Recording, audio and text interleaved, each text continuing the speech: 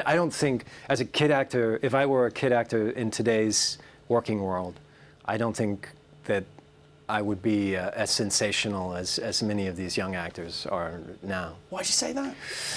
I mean, I'm captured on film for posterity, but personally, I just feel like these kids are all so talented, and there's so much more technically on the ball than I was.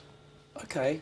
I mean, in terms of training, or? In terms of, like, you know, having the scenes down, you know, just technical aspects of acting, like hitting their marks and things like that took me a longer time to grasp and kind of have all wrapped up in a neat package. These guys just kind of came in and did it.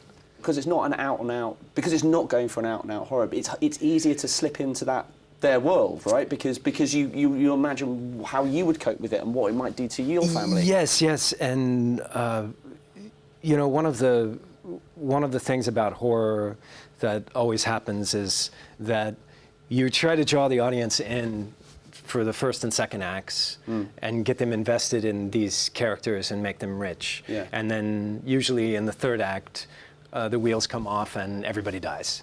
So all of the, you know, work that you've done up to this point, you throw out and you throw in some weird, you know, expositional speech about how it all makes sense. Yeah. And then everyone dies.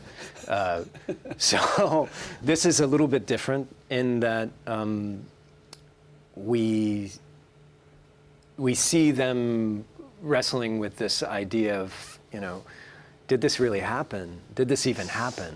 Yes. And kind of see where they are now, which I think is an interesting twist on the genre. Just finally, I was wondering about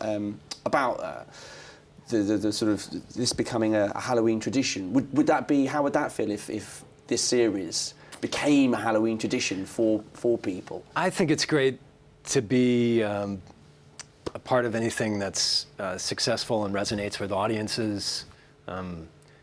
That's what we're going for at the end of the day. But, you know, like being a part of E.T. and having that kind of pop culture legacy it has been nice. Yeah. But I don't know, like I feel weird trying to feel like I'm a part of some, you know, big event because it's an ensemble and there's so many people working together to make it happen.